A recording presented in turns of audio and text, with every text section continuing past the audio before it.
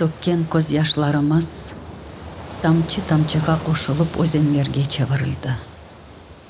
Бізге ватанымыздың адын айтмаға ясақ еттілер. Амма Крымны хаял етмеге кімсе ясақ етіп оламады. Біз ана топрағымызны ұнытармыз деп белегенлер. Хаялымызны күчіну білмеділер. Арзу бізге халк түркілеріні ерлады. Ана тіліні сақлады. Ачлық, хасталық, өлімден құтарды.